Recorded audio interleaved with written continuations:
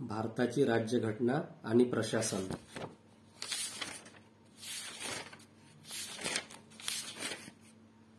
घटना निर्मिती. भारतासाठी संविधान सभेची मागणी. साधारणतः एखाद्या सार्वभौम लोकशाही देशाची घटना तयार करण्याचे कार्य लोकांच्या प्रातिनिधिक संस्थेमार्फत पार पाडले जाते. घटनेवर चर्चा करून ती स्वीकृत करण्याच्या उद्देशाने लोकांनी निवडून दिलेल्या अशा संस्थेला संविधान सभा, कॉन्स्टिट्यूएंट असेंब्ली असे संबोधले जाते. स्वातंत्र्यपूर्व काळातच भारतासाठी संविधान सभेची मागणी करण्यात आली. 1922 मध्ये महात्मा गांधींनी सर्वप्रथम संविधान सभा असा शब्दोल्लेख न करता अशा सभेची मागणी केली. 1934 मध्ये भारतासाठी संविधान सभेची कल्पना सर्वप्रथम मांडण्याचे श्रेय मानवेंद्रनाथ रॉय यांना दिले जाते. मानवेंद्रनाथ रॉय हे भारतातील साम्यवादी चळवळीचे अग्रणी होते. डिसेंबर 1934 मध्ये भारतीय राष्ट्रीय काँग्रेसने पहिल्यांदाच भारताची घटना तयार करण्यासाठी संविधान सभेची औपचारिक मागणी केली. 5 ते 7 डिसेंबर 1934 दरम्यान पाटणा येथे भरलेल्या काँग्रेस कार्यकारिणीच्या बैठकीत काँग्रेसने भारतीय घटनात्मक सुधारणांबाबतचा ब्रिटिश संयुक्त संसदीय समितीचा अहवाल फेटाळून लावला व संविधान सभेची मागणी केली. 1938 मध्ये जवाहरलाल नेहरूंनी काँग्रेसच्या वतीने मागणी केली की स्वतंत्र भारताची घटना प्रौढ मतदानाद्वारे निवडण्यात आलेल्या संविधान सभेद्वारे कोणत्याही बाह्य प्रभावाविना तयार करण्यात यावी.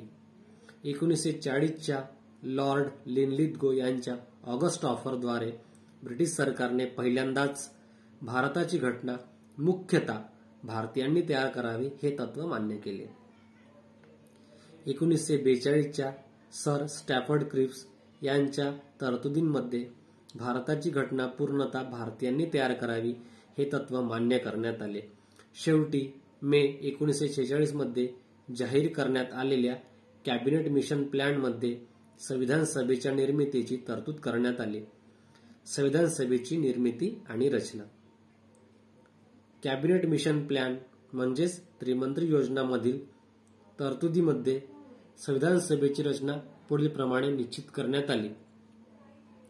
संविधान सभेत एकूण 389 सदस्य असतील.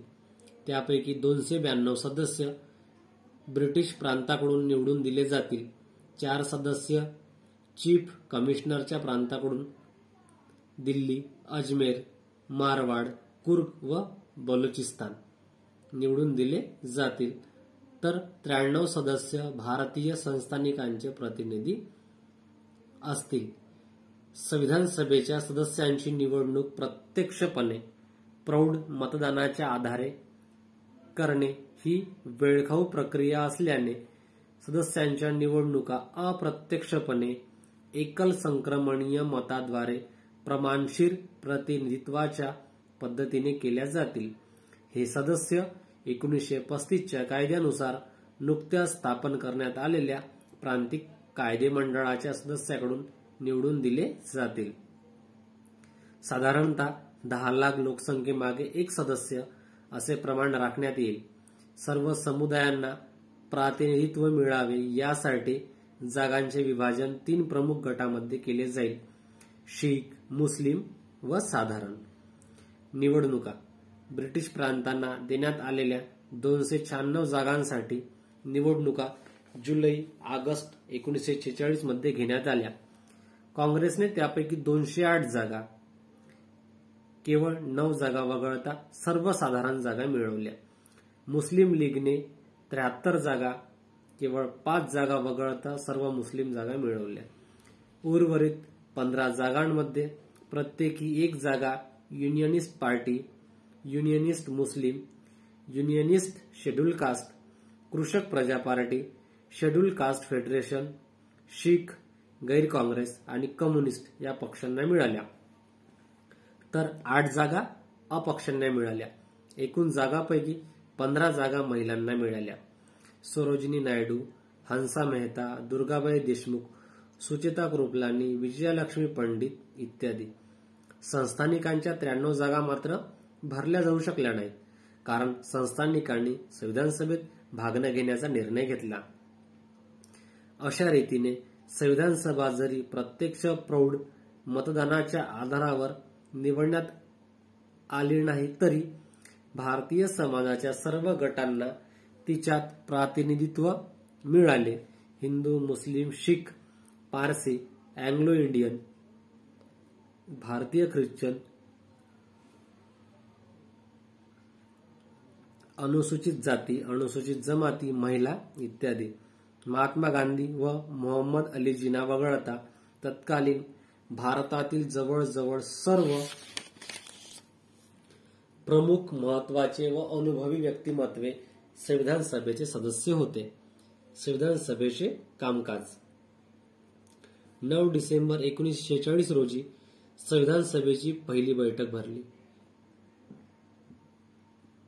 मुस्लिम लीगने स्वतंत्र पाकिस्तानची मागणी केल्याने लीगचे सदस्य बैठकीला हजर राहू शकले नाही. त्यामुळे केवळ 211 सदस्य बैठकीला हजर होते.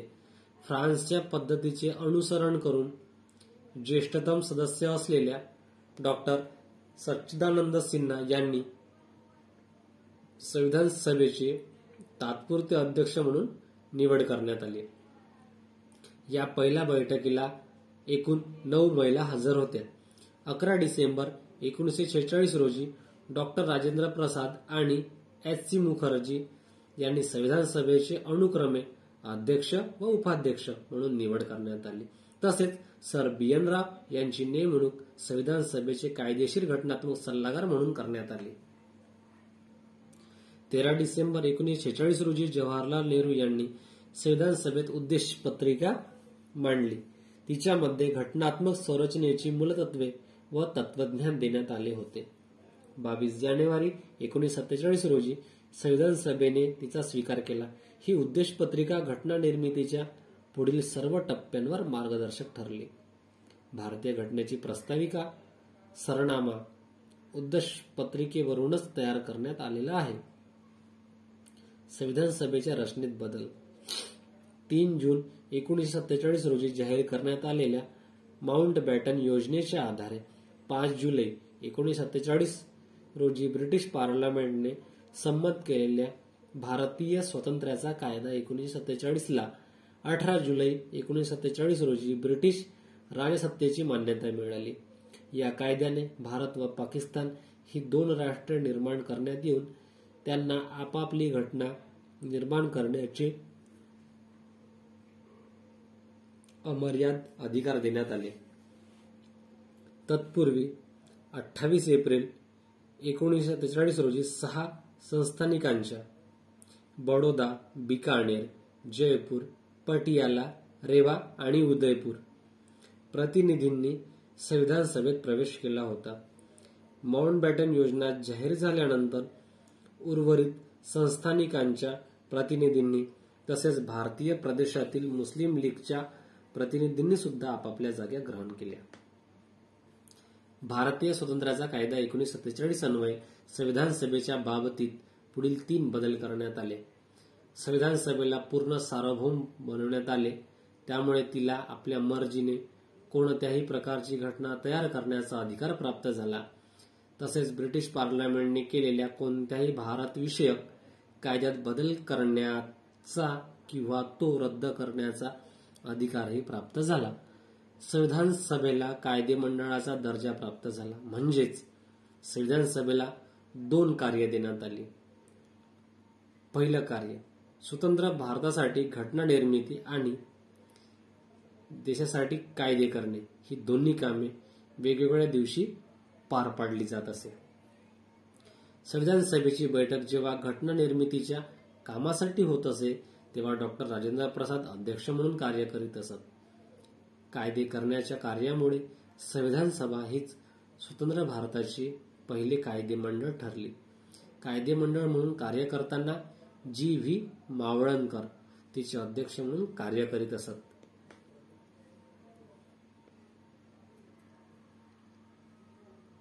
(17 नोव्हेंबर 1947 रोजी त्यांचे अध्यक्ष म्हणून निवड करण्यात आली होती. संविधान सभेची ही दोन्ही कामे 26 नोव्हेंबर 1949 पर्यंत चालली. 26 जानेवारी 1950 ते मार्च 1952 पर्यंत संविधान सभेने केवळ तात्पुरती संसद म्हणून कार्य केले. पाकिस्तानात गेलेल्या क्षेत्रातील मुस्लिम लीगचे सदस्य संविधान सभेतून बाहेर पडल्याने भारताच्या संविधान सभेची सदस्य संख्या 299 इतकी झाली. त्यापैकी 229 हे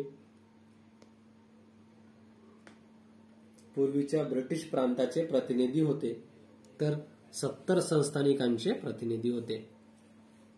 प्रांतापैकी सर्वाधिक प्रतिनिधी संयुक्त प्रांताचे एकूण 55 होते. संविधान सभेची इतर कामे. वरील 2 कामांव्यतिरिक्त संविधान सभेने पुढील इतर कामे केली. मे 1949 मध्ये संविधान सभेने भारताच्या राष्ट्रकुलाच्या सदस्यत्वाला अनुमोदन दिले. 22 जुलै 1947 रोजी सभेने भारताचा राष्ट्रीय ध्वज स्वीकृत केला. त्याचे डिझाईन आंध्र प्रदेशचे पिंगली वेंकय्या यांनी तयार केले होते. 24 जानेवारी 1950 रोजी सभेने भारताचे राष्ट्रगीत आणि राष्ट्रगान स्वीकृत केले. 24 जानेवारी 1950 रोजी झालेल्या संविधान सभेच्या शेवटच्या बैठकीत 26 जानेवारी पासून लोकसभेच्या निवडणुका होईपर्यंत संविधान सभेलाच तात्पुरती संसद म्हणून घोषित करण्यात आले. तसेच निवडणुका होईपर्यंत भारतीय गणराज्याचे पहिले राष्ट्रपती म्हणून डॉ. राजेंद्र प्रसाद यांची नेमणूक करण्यात आली. संविधान सभेच्या समित्या. संविधान सभेने घटना निर्मितीची वेगवेगळी कामे पूर्ण करण्यासाठी विविध समित्यांची निर्मिती केली. त्यांपैकी 8 प्रमुख समित्या होत्या, तर इतर अनेक गौण समित्या होत्या. या 8 प्रमुख समित्या व त्यांचे अध्यक्ष पुढील प्रमाणे. मसुदा समिती डॉ. बाबासाहेब आंबेडकर. संघराज्य अधिकार समिती जवाहरलाल नेहरू. संघराज्य घटना समिती जवाहरलाल नेहरू. प्रांतिक घटना समिती वल्लभभाई पटेल. मूलभूत हक्क व अल्पसंख्याक विषयक सल्लागार समिती वल्लभभाई पटेल. या समितीच्या 2 उपसमित्या होत्या. मूलभूत हक्क उपसमिती, तिचे अध्यक्ष जे.बी. कृपलानी आणि अल्पसंख्याक उपसमिती, तिचे अध्यक्ष एस.सी. मुखर्जी. त्यानंतर कार्यपद्धती नियम समिती डॉ. राजेंद्र प्रसाद. राज्यांशी चर्चेसाठी समिती जवाहरलाल नेहरू. सुकाणू समिती डॉ. राजेंद्र प्रसाद. मसुदा समिती. 29 ऑगस्ट 1947 रोजी डॉ. बाबासाहेब आंबेडकरांच्या अध्यक्षतेखाली स्थापन करण्यात आलेल्या या समितीकडे घटनेचा मसुदा तयार करण्याची जबाबदारी देण्यात आली. या समितीमध्ये एकूण 7 सदस्य होते. डॉ. बाबासाहेब आंबेडकर अध्यक्ष, एन. गोपालस्वामी अय्यंगार, आल्हादी कृष्णस्वामी अय्यर, सईद अहमद सादुल्ला, डॉ.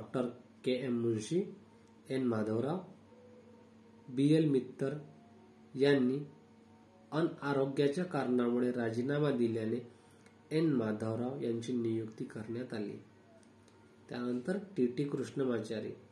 1947 मध्ये डी. पी. खेतान यांच्या मृत्यूनंतर टी. टी. कृष्णमाचारी यांची नियुक्ती करण्यात आली.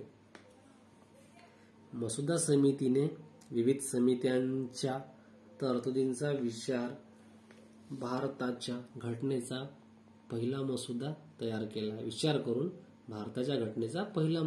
केला व तो फेब्रुवारी 1948 मध्ये प्रकाशित केला. भारतीय जनतेला मसुद्यात सुधारणा सुचविण्यासाठी 8 महिन्यांचा कालावधी देण्यात आला. जनतेची कर्तव्ये, टीका व सूचना ध्यानात घेऊन ऑक्टोबर 1948 मध्ये दुसरा मसुदा तयार करण्यात आला. तो संविधान सभेच्या अध्यक्षांना 24 ऑक्टोबर 1948 रोजी सादर करण्यात आला. घटनेची स्वीकृती. डॉ. बाबासाहेब आंबेडकरांनी 4 नोव्हेंबर 1948 रोजी घटनेचा अंतिम मसुदा संविधान सभेत मांडला. मसुद्याचे 3दा वाचन व चर्चा झाल्यानंतर 26 नोव्हेंबर 1949 रोजी घटना स्वीकृत करण्यात आली. त्या दिवशी उपस्थित असलेल्या 284 सदस्यांनी घटनेवर सह्या केल्या. या तारखेचा उल्लेख घटनेच्या प्रास्ताविकेमध्ये असून या दिवशी भारतीय जनतेने संविधान सभेच्या माध्यमातून घटना अंगीकृत व अधिनियमित करून स्वतःप्रत अर्पण केली. 26 नोव्हेंबर 1949 रोजी स्वीकृत करण्यात आलेल्या मूळ घटनेत प्रास्ताविका, 22 भाग, 395 कलमे व 8 अनुसूचींचा समावेश होता. घटनेचा अंमल 26 जानेवारी 1950 पासून सुरू झाला. हा दिवस निवडण्याचे कारण म्हणजे डिसेंबर 1929च्या काँग्रेसच्या लाहोर अधिवेशनातील पूर्ण स्वराज्य ठरावानुसार 26 जानेवारी 1930 हा दिवस भारताचा प्रथम स्वातंत्र्य दिन म्हणून साजरा करण्यात आला होता. 26 जानेवारी 1950 हा दिवस घटनेच्या प्रारंभाचा दिन म्हणून ओळखण्यात येतो व गणराज्य दिन म्हणून साजरा केला जातो. मात्र घटनेच्या कलम 394 नुसार घटनेतील काही तरतुदींचा अंमल 26 नोव्हेंबर 1949 रोजीच सुरू झाला. उदाहरणार्थ कलम 5, 6, 7, 8, 9, 60, 324, 366, 367, 379, 380, 388, 391, 392 आणि 393 या कलमांमधील नागरिकत्व, निवडणुका, तात्पुरती संसद, तात्पुरत्या तरतुदी आणि लघुशीर्षक यांबद्दल तरतुदी अशा रीतीने 64 लाख रुपये खर्च करून 2 वर्ष 11 महिने आणि 18 दिवसांच्या कालावधीत घटना तयार करण्यात आली. या कालावधीत संविधान सभेची 11 सत्रे झाली. त्या दरम्यान संविधान सभेने 166 दिवस काम केले तर मसुदा समितीने 114 दिवस मसुद्यावर काम केले. तसेच घटनाकर्त्यांनी जगातील सुमारे 60 देशांच्या घटनांचा विचार केला. भारताच्या घटनेची ठळक वैशिष्ट्ये. भारताच्या घटनेची काही महत्वाची वैशिष्ट्ये पुढीलप्रमाणे सांगता येतील. सर्वात मोठी लिखित घटना. भारताची घटना ही प्रामुख्याने एक लिखित घटना आहे. लिखित घटना एका विशिष्ट वेळी तयार केली जाते व एक दस्तऐवज म्हणून ती एका निश्चित तारखेपासून अधिनियमित केली जाते किंवा अंमलात येते. अर्थात भारताच्या या लिखित घटनेबरोबरच कालोघात काही संकेत, परंपरा निर्माण झाल्या असून घटनेच्या कार्यचालनात त्या उपयुक्त ठरल्या आहेत. ब्रिटनची घटना एक अलिखित घटना आहे. लिखित घटना जरी मुख्यतः एक अधिनियमित दस्तऐवज असली तरी देशाच्या प्रशासनात महत्वाचा भाग असलेल्या सर्व संस्था व संघटनांचा उल्लेख समावेश तिच्यात असतोच असे नाही. उदाहरणार्थ भारतात देशाच्या नियोजन व विकासासाठी कार्य करणाऱ्या नियोजन मंडळाला घटनात्मक दर्जा नाही. तसेच भारताची घटना जगातील सर्व लिखित घटनांपैकी सर्वात मोठी घटना आहे.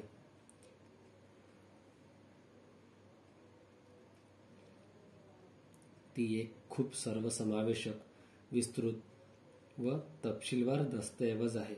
1949च्या मूळ घटनेत एक प्रास्ताविका, 22 भाग, 395 कलमे आणि 8 अनुसूच्या होत्या. मात्र 1951 नंतर अनेक घटना दुरुस्त्या झाल्या.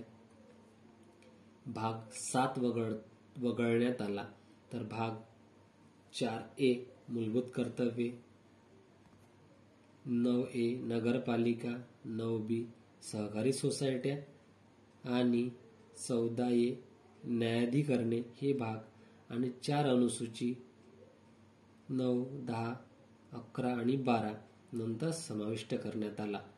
घटना दुरुस्त्यांद्वारे घटनेत नवीन कलमे टाकण्यात आली तर काही कलमे वगळण्यात आली. त्यामुळे सध्या जुलै 2013 भारताच्या घटनेत 25 भाग, 459 कलमे आणि 12 अनुसूच्या आहेत. अमेरिकेच्या घटनेत केवळ 7 कलमे आहेत. भारताची घटना सर्वात मोठी होण्यामागे पुढील बाबी कारणीभूत ठरल्या. तिच्यामध्ये जगातील विविध घटनांचा संचित अनुभव एक प्रकारे समाविष्ट करण्यात आला. देशाच्या प्रशासनाच्या मूलभूत तत्वांचे तपशीलवार विवेचन, त्यासाठी 1935च्या कायद्यातील प्रशासकीय तपशील स्वीकारण्यात आले. देशाचा मोठा आकार व विशिष्ट समस्या यांमुळे काही विशेष तरतुदी घटनेत करण्यात आल्या. उदाहरणार्थ भाग 16 मध्ये अनुसूचित जाती, जमाती व इतर मागास वर्गासाठी तरतुदी, भाग 17 मध्ये कार्यालयीन भाषेसंबंधी तरतुदी आणि भाग 18 मध्ये आणीबाणी संबंधी तरतुदी आहेत. केंद्र व राज्यांची घटना एकाच घटनेत समाविष्ट करण्यात आल्याने घटनेच्या आकारात भर पडली. ऐतिहासिक कारणामुळे जम्मू आणि काश्मीर या राज्यासाठी कलम 370 अन्वये विशेष तरतुदी करण्यात आल्या. तसेच काही राज्यांच्या प्रादेशिक प्रश्न व मागण्यांच्या निराकरणासाठी कलम 371 ते 371 जे मध्ये त्यांच्यासाठी विशेष तरतुदी करण्यात आल्या. भारताच्या प्रादेशिक भिन्नतेमुळे संघराज्य व्यवस्थेचे स्थैर्य राखण्यासाठी संघराज्य संबंध केंद्र व राज्यांमध्ये कायदेकारी, प्रशासकीय व वित्तीय अधिकारांचे वितरण तपशीलवार देण्यात आले. घटनेत मूलभूत हक्क, मार्गदर्शक तत्त्वे व मूलभूत कर्तव्ये यांचे विस्तृत व तपशीलवार वर्णन करण्यात आले. अशा रीतीने इतर आधुनिक लोकशाही देशांच्या घटनेत ज्या तरतुदी साधारण विधिनियमांसाठी सोडण्यात आल्या आहेत किंवा प्रस्थापित राजकीय संकेतांच्या आधारावर अंमलात आणल्या जातात, अशा अनेक तरतुदी भारताच्या घटनेत तपशिलाने समाविष्ट करण्यात आलेल्या आहेत. त्यामुळेच भारताच्या घटनेचा आकार मोठ्या प्रमाणात वाढला. विविध स्रोतांपासून तयार करण्यात आलेल्या घटना, सुमारे 60 देशांच्या घटनांचा विचार घेऊन त्यातून महत्त्वाच्या तरतुदी भारताच्या घटनेत समाविष्ट करण्यात आला. त्यामुळे डॉ. बाबासाहेब आंबेडकरांनी मत व्यक्त केले की भारताची घटना जगातील सर्व ज्ञात घटना धुंडाळून तयार करण्यात आलेली आहे. घटनेचा संरचनात्मक भाग मोठ्या प्रमाणात भारतीय शासनाचा कायदा 1935 वर आधारित आहे. या कायद्यातील सुमारे 250 तरतुदी घटनेत घेण्यात आलेल्या आहेत. घटनेचा तात्विक भाग विशेषतः मूलभूत हक्क व मार्गदर्शक तत्त्वे अनुक्रमे अमेरिका व आयरिश घटनांवर आधारित आहे. घटनेचा राजकीय भाग, ज्यामध्ये संसदीय शासन व्यवस्थेचा तत्वांचा समावेश होतो, ब्रिटनच्या घटनेवर आधारलेला आहे. घटनेतील इतर तरतुदी Canada, German, Soviet Russia, Australia, France, Japan, दक्षिण आफ्रिका इत्यादी देशांच्या घटनेवरून घेण्यात आलेल्या आहेत. त्यामुळेच भारताची घटना उसनी घटना, ठिगळांचे कार्य, पश्चिमेचे अनुकरण असून तिच्यामध्ये नवीन व नाविन्यपूर्ण असे काही नाही, अशी टीका केली जाते. मात्र ही टीका अन्याय व अतार्किक आहे, कारण घटनाकर्त्यांनी इतर देशांच्या घटनांमधून घेतलेल्या तरतुदींमध्ये भारतीय परिस्थितीला अनुरूप असे पर्याप्त बदल केले. तसेच त्यातील चुका, मर्यादाही टाळण्याचा प्रयत्न केला. त्यामुळे ते जरी ठिगळांचे कार्य असले तरी ते सुंदर ठिगळांचे कार्य आहे असे संबोधले जाते. भारताच्या घटनेचे स्रोत.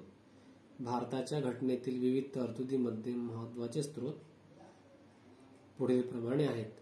भारतीय शासन कायदा 1935, संघराज्य योजना, न्यायव्यवस्था, लोकसेवा आयोग, आणीबाणीच्या तरतुदी, राज्यपालांचे पद, प्रशासकीय तपशील. त्यानंतर ब्रिटिश घटना, संसदीय शासन व्यवस्था, कॅबिनेट व्यवस्था, द्विगृही संसद, फर्स्ट पास्ट पोस्ट सिस्टम, कायदा करण्याची पद्धत, कायद्याचे राज्य, एकच नागरिकत्व, संसदीय विशेषाधिकार. त्यानंतर यूएसएची घटना, मूलभूत हक्क, उपराष्ट्रपती हे पद, न्यायव्यवस्थेचे स्वतंत्र, न्यायिक पुनर्विलोकन, राष्ट्रपतीवरील महाभियोगाची पद्धत, सर्वोच्च न्यायालय व उच्च न्यायालयांच्या न्यायाधीशास पदावरून दूर करण्याची पद्धत. त्यानंतर कॅनडाची घटना, प्रभावी केंद्र असलेले संघराज्य, शेषाधिकार केंद्राकडे असण्याची तरतूद, राज्यपालाची केंद्राचा प्रतिनिधी म्हणून नेमणूक, सर्वोच्च न्यायालयाचे सल्लागार अधिकार क्षेत्र. त्यानंतर आयरिश घटना, राज्य धोरणाची मार्गदर्शक तत्वे, राष्ट्रपतींच्या निवडणुकीची पद्धत, राज्यसभेवर काही सदस्य नामनिर्देशन करणे. त्यानंतर ऑस्ट्रेलियाची घटना, समवर्ती सूची, संसदेच्या दोन्ही सभागृहांची संयुक्त बैठक, व्यापार व वाणिज्याचे स्वतंत्र. त्यानंतर फ्रान्सची घटना, गणराज्य, प्रास्ताविकेतील स्वातंत्र्य, समता व बंधुता हे आदर्श. त्यानंतर दक्षिण आफ्रिकेची घटना, घटना दुरुस्तीची पद्धत,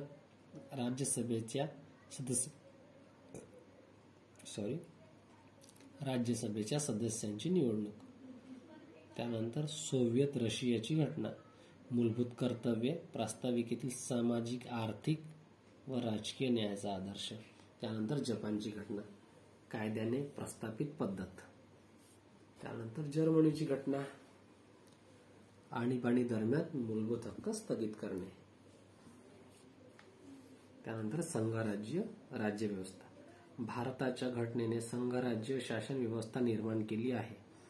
संघराज्याची नेहमीची अनेक वैशिष्ट्ये तिच्यात आढळतात. उदाहरणार्थ केंद्र व घटक राज्य सरकारांचे अस्तित्व, त्यांच्यामध्ये अधिकाराची विभागणी, लिखित घटना व घटनेची सर्वोच्चता, घटनेची ताठरता, स्वतंत्र न्यायव्यवस्था, द्विगृही कायदे मंडळाचे अस्तित्व.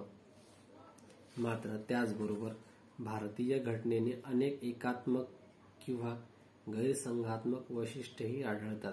उदाहरणार्थ प्रभावी अधिकार संपन्न केंद्रशासन, एकच घटना, एकेरी नागरिकत्व, घटनेची लवचिकता, एकात्मिक न्यायव्यवस्था, केंद्राद्वारे राज्यपालाची नेमणूक, अखिल भारतीय सेवा, आणीबाणी विषयक तरतुदी इत्यादी. तसेच घटनेत संघराज्य या शब्दाचा कोठेही उल्लेख केलेला नाही. या उलट कलम 1 मध्ये भारताचे वर्णन राज्यांचा संघ, युनियन ऑफ स्टेट्स असे करण्यात आले आहे. म्हणजेच भारताच्या घटनेने संघराज्य व्यवस्था निर्माण केली आहे. मात्र संघराज्य या शब्दाचा उल्लेख टाळला आहे. डॉक्टर बाबासाहेब आंबेडकरांनी याची 2 कारणे सांगितली.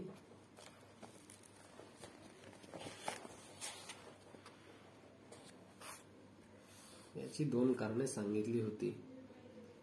भारताचे संघराज्य राज्यांच्या कराराने निर्माण झालेले नाही आणि घटक राज्यांना संघराज्यातून फुटून बाहेर पडण्याचा अधिकारही नाही. त्यामुळेच भारताच्या घटनेचे वर्णन वेगवेगळ्या प्रकारे करण्यात आले आहे. अर्धसंघराज्य असं वर्णन केसिवियर, वाटाघाटीय संघराज्य मॉरिस जोन्स, सहकारी संघराज्य ग्रॅनविल ऑस्टिन, केंद्रीकरणाची प्रवृत्ती असलेले संघराज्य इव्हर जेनिंग्स इत्यादी. विद्यार्थी मित्रांनो, आपण जे काही शिकत आहोत याच्यामध्ये जे तुमच्या लक्षात राहत नाही त्या गोष्टीसाठी मी माझ्या चॅनलवरती ट्रिक्स बनवले आहेत. तर विद्यार्थ्यांनो, तुम्ही चॅनलला सबस्क्राईब करा आणि त्या प्लेलिस्टमध्ये जाऊन तुम्ही त्या बघू शकता. तुम्हाला प्रत्येक गोष्टीसाठी प्रत्येक विषयावरती ट्रिक्स मिळते. चला तर समोर चालूया. संसदीय शासन पद्धती. भारताने अमेरिकन अध्यक्षीय शासन व्यवस्थेच्या ऐवजी ब्रिटनप्रमाणे संसदीय शासन व्यवस्थेचा स्वीकार केला आहे. अध्यक्षीय शासन व्यवस्थेत कायदे मंडळ व कार्यकारी मंडळ परस्परांपासून पूर्णपणे विभक्त केले असतात. मात्र संसदीय शासन व्यवस्था त्यांच्यातील सहकार्य व समन्वयाच्या तत्वावर आधारलेली असते. संसदीय शासन व्यवस्थेत मंत्रिमंडळाची निवड कायदेमंडळाच्या सदस्याकडून केली जाते व मंत्रिमंडळ कायदेमंडळाला जबाबदार असते. तसेच राष्ट्रप्रमुख हे नामधारी कार्यकारी प्रमुख असतात, तर शासन प्रमुख हे वास्तव व कार्यकारी प्रमुख असतात. भारतात राष्ट्रपती नामधारी प्रमुख तर पंतप्रधान वास्तव प्रमुख असतात. भारतात घटक राज्यांच्या स्तरावरही संसदीय शासन व्यवस्था निर्माण केली जाते. भारताच्या संसदीय शासन व्यवस्थेची काही महत्त्वाची वैशिष्ट्ये पुढीलप्रमाणे. राष्ट्रपती नामधारी प्रमुख तर पंतप्रधान वास्तव प्रमुख. मंत्रिमंडळाची कायदेमंडळाप्रती सामुदायिक जबाबदारी. मंत्रिमंडळाचे सदस्य असणे. मंत्रिमंडळाचे सदस्य असणे. कायदेमंडळात बहुमतात असलेल्या पक्षाचे सरकार. कनिष्ठ सभागृहाचे विसर्जन. वरील वैशिष्ट्यामुळे संसदीय शासन व्यवस्थेत जबाबदार शासन व्यवस्था किंवा कॅबिनेट शासन व्यवस्था असेही म्हणतात. या व्यवस्थेत पंतप्रधानांची भूमिका अतिमहत्वाची बनल्याने तिला पंतप्रधान शासन व्यवस्था असेही म्हणतात. तसेच तिला वेस्टमिन्स्टर शासन व्यवस्था असेही म्हणतात. वेस्टमिन्स्टर हे ब्रिटिश पार्लमेंट लंडनच्या ज्या भागात वसलेली आहे त्या भागाचे नाव आहे. भारतीय संसदीय व्यवस्था जरी ब्रिटिश पद्धतीवर आधारलेली असली तरी दोघांमध्ये दोन मूलभूत फरक आहे. पहिला फरक, भारतीय संसद ब्रिटिश पार्लमेंट प्रमाणे सार्वभौम संस्था नाही. नंबर 2, भारतीय राज्यसंस्था ही एक गणराज्य आहे, मात्र ब्रिटिश राज्यसंस्था ही एक घटनात्मक राजेशाही आहे. ताठरता व लवचिकता यांचे एकत्रीकरण. भारताची घटना ताठरता व लवचिकतेच्या एकत्रीकरणाचे उत्तम उदाहरण आहे. घटनेची ताठरता किंवा लवचिकता घटनादुरुस्तीच्या पद्धतीच्या आधारावर ठरते. ताठर घटनेची घटनादुरुस्ती पद्धत अवघड असते, उदाहरणार्थ USA, स्वित्झर्लंड, ऑस्ट्रेलिया इत्यादी. याउलट लवचिक घटनेची घटनादुरुस्ती पद्धत सोपी व साधी असते, उदाहरणार्थ ब्रिटनची घटना. भारताच्या घटनेत बदल करण्याच्या पद्धतीमध्ये ताठर तसेच लवचिक अशा दोन्ही पद्धतींचा समावेश होतो. घटनादुरुस्तीची पद्धत कलम 368 मध्ये देण्यात आली आहे. त्यामध्ये घटनादुरुस्तीच्या 2 पद्धती सांगण्यात आल्या आहे. घटनेच्या काही तरतुदीमध्ये बदल करण्यासाठी, उदाहरणार्थ मूलभूत हक्क, मार्गदर्शक तत्वे इत्यादी. संसदेच्या विशेष बहुमताची आवश्यकता असते, म्हणजेच प्रत्येक सभागृहाच्या हजर व मतदानात भाग घेणाऱ्या सदस्यांच्या 2/3 बहुमताने आणि एकूण सदस्य संख्येच्या 1/2 बहुमताने विधेयक पारित होणे गरजेचे असते. घटनेतील संघराज्य वैशिष्ट्यांमध्ये बदल करण्यासाठी वरीलप्रमाणे विशेष बहुमताबरोबरच निम्म्या राज्यांचे साधे समर्थन आवश्यक असते. वरील दोन्ही पद्धती बऱ्याच अवघड असल्याने त्या बाबतीत घटना तेवढ्या प्रमाणात ताठर आहे. मात्र घटनेच्या इतर अनेक तरतुदीमध्ये बदल केवळ साध्या बहुमताने सामान्य विधेयकाप्रमाणे करता येते. त्या बाबतीत घटना बरीच लवचिक आहे. अर्थात या घटनादुरुस्त्यांना कलम 368च्या बाहेरील घटनादुरुस्त्या समजल्या जातात.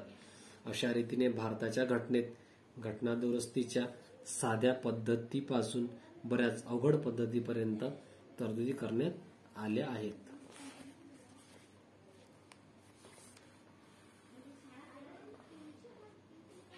संसदीय सार्वभौमत्व व न्यायिक सर्वोच्चता यांचे संतुलन. भारताच्या घटनेत कायदेमंडळ व न्यायमंडळ यांच्या अधिकारात योग्य संतुलन निर्माण करण्यात आले आहे.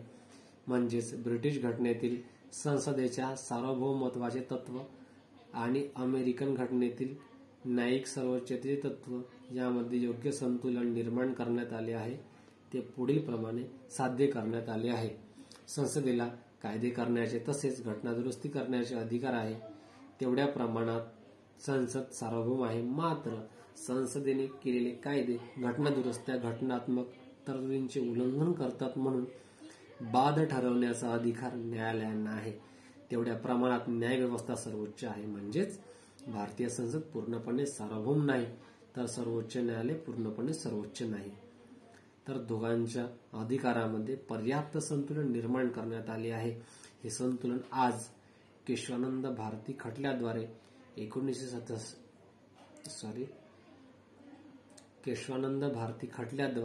1973 व्यवस्थितपणे प्रस्थापित झाले आहे. स्वतंत्र व एकात्मिक न्यायव्यवस्था. भारताच्या घटनेने कायदेमंडळ व कार्यकारी मंडळ या बाबतीत जरी संघराज्य व्यवस्था निर्माण केली असली तरी न्यायव्यवस्था एकेरी व एकात्मिक बनवण्यात आली आहे. अशा एकात्मिक न्यायव्यवस्थेचा शिखर स्तरावर सर्वोच्च न्यायालय, राज्य स्तरावर उच्च न्यायालय, तर त्याखालील स्तरावर कनिष्ठ न्यायव्यवस्थेची शृंखला आहे. या एकेरी व्यवस्थेत केंद्रीय कायदे तसेच राज्य कायदे असे दोन्ही प्रकारचे कायदे अंमलात आणले जातात. अमेरिकेत संघराज्य न्यायव्यवस्थेद्वारे संघराज्य कायदे तर राज्य न्यायव्यवस्थेद्वारे राज्य कायदे अंमलात आणले जातात. तसेच भारताच्या घटनेने सर्वोच्च न्यायालयाला संघराज्य न्यायालय, अपिलाचे शिखर न्यायालय, नागरिकांच्या मूलभूत हक्कांचा हमीदाता व घटनेचा संरक्षण बनविले आहे. त्यासाठी न्यायव्यवस्थेला स्वतंत्र व निपक्षपाती बनविण्यासाठी घटनेत विविध तरतुदी करण्यात आलेल्या आहेत. त्यांची माहिती न्यायव्यवस्था या प्रकरणात आहे. मूलभूत हक्क. प्रत्येक व्यक्तीला चांगले जीवन जगता यावे यासाठी काही विशिष्ट हक्क उपलब्ध असण्याचा अधिकार आहे. लोकशाहीमध्ये असे हक्क सर्वांना समानपणे प्राप्त होतात.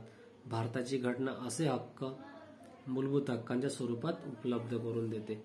मूलभूत हक्कांचा समावेश हे भारताच्या घटनेचे महत्त्वाचे वैशिष्ट्य आहे. त्याची माहिती संबंधित प्रकरणात दिलेली आहे. हे मूलभूत हक्क न्यायप्रविष्ट असल्याने त्यांचे उल्लंघन झाल्यास न्यायालयाकडून ते पुन्हा प्राप्त करून घेता येतात. हे हक्क नागरिकांना मूलभूत शासन संस्थेविरुद्ध उपलब्ध आहेत. हे हक्क नागरिकांना मुख्यतः शासन संस्थेविरुद्ध उपलब्ध आहेत. त्यामुळे हे मूलभूत हक्क देशात राजकीय लोकशाहीच्या संकल्पनेची पूर्तता करण्याचे कार्य करतात. अर्थात नागरिकांना प्राप्त असलेले मूलभूत हक्क अमर्यादित नसून त्यांच्यावर पर्याप्त बंधने घालण्यात आलेली आहे. तसेच संसद घटनादुरुस्तीद्वारे त्यांच्यात बदल करू शकते. तसेच कलम 20 व 21 मधील हक्क वगळता इतर हक्क राष्ट्रीय आणीबाणी दरम्यान स्थगित करता येतात. राज्य धोरणाची मार्गदर्शक तत्वे. आयरिश घटनेवरून घेण्यात आलेल्या राज्य धोरणाची मार्गदर्शक तत्वे तसेच भारताच्या घटनेतील एक अद्वितीय वैशिष्ट्य आहे. डॉ. बाबासाहेब आंबेडकर यांच्या मते ही तत्वे घटनेचे नाविन्यपूर्ण वैशिष्ट्य आहे. ही तत्वे भारतात कल्याणकारी राज्याची निर्मिती करून लोकांना सामाजिक आर्थिक न्याय मिळवून देण्यासाठी समाविष्ट करण्यात आलेली आहे. ही मार्गदर्शक तत्वे मात्र न्यायप्रविष्ट नाहीत. सरकारने त्यांचे पालन न केल्यास त्याविरुद्ध न्यायालयात दाद मागता येत नाही. मात्र घटनेने त्यांना देशाच्या प्रशासनात अत्यंत मूलभूत असल्याचे घोषित केले आहे. घटनेच्या प्रारंभानंतर मूलभूत हक्क व मार्गदर्शक तत्वे यापैकी वरचढ कोण या बाबतीत घटनात्मक प्रश्न निर्माण झाले. सर्वोच्च न्यायालयाच्या निकालातून त्यांच्यातील संतुलन स्पष्ट करण्यात आले. मिनर्व्हा मिल्स खटल्यामध्ये 1980 सर्वोच्च न्यायालयाने घोषित केले की भारताची घटना मूलभूत हक्क व मार्गदर्शक तत्वे यामधील संतुलन आधारशिलेवर आधारलेली आहे.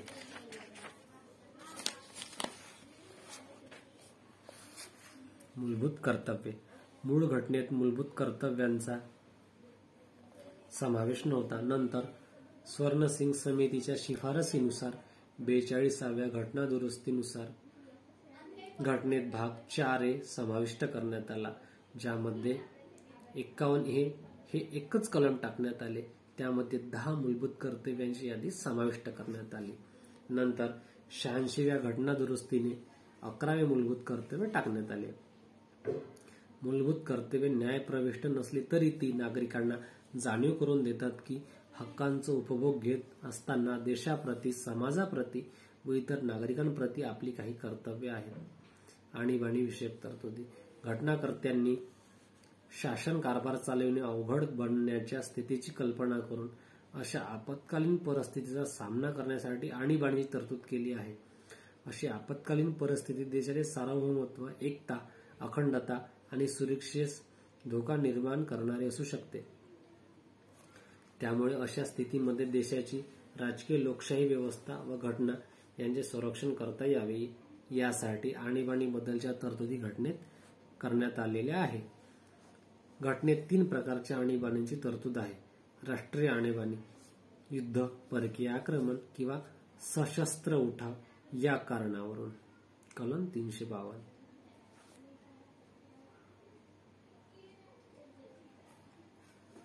घटक राज्यातील आणीबाणी, त्यालाच राष्ट्रपती राजवट असे सुद्धा म्हणतात.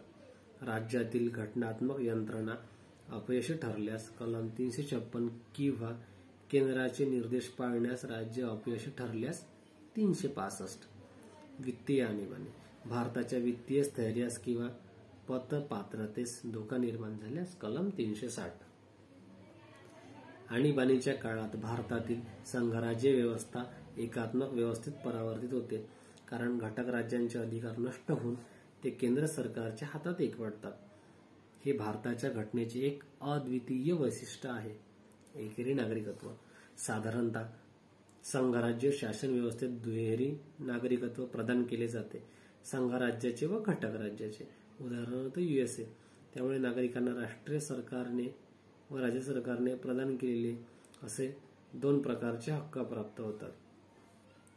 भारतीय घटनेने मात्र नागरिकांना जन्म किंवा अधिवासाचा विचार न करता एकेरी नागरिकत्व प्रदान केले आहे. त्यामुळे भारतीय नागरिकांना संपूर्ण देशात जम्मू काश्मीर व काही आदिवासी प्रदेश वगळता समान नागरी व राजकीय अधिकार प्राप्त होतात. देशातील प्रादेशिक भिन्नता कमी करून सर्व नागरिकांमध्ये राष्ट्रवादाची भावना वाढीस लावणे हा एकेरी नागरिकत्वामागील उद्देश आहे.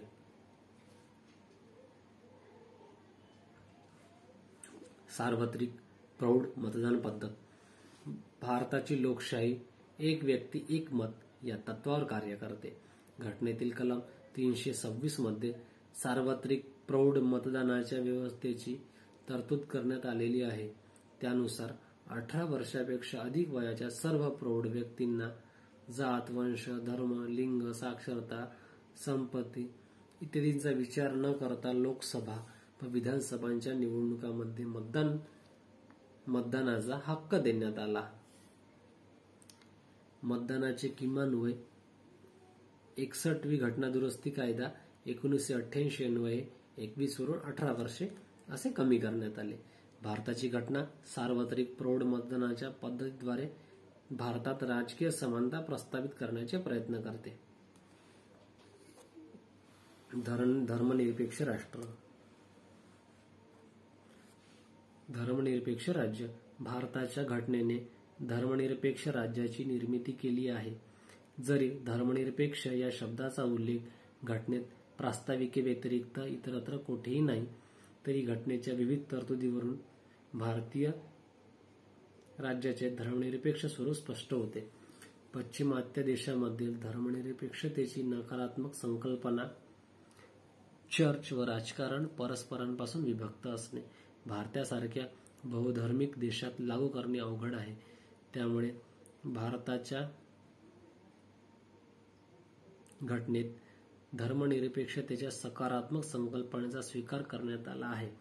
त्यामुळे भारताचा कोणताही राज्य धर्म नाही, मात्र राज्यसंस्थेमार्फत सर्व धर्मांना समान वर्तणूक दिली जाते.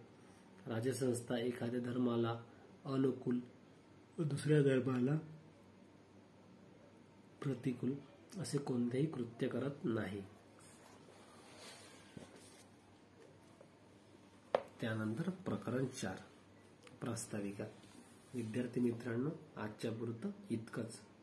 पूर्ण हे भारतीय संविधानावरील सिरीज आपण रेग्युलर कंटिन्यू करणार आहोत. या सिरीजशी संबंधित जोडून राहण्यासाठी चॅनलला सबस्क्राईब करा. धन्यवाद विद्यार्थी मित्रांनो.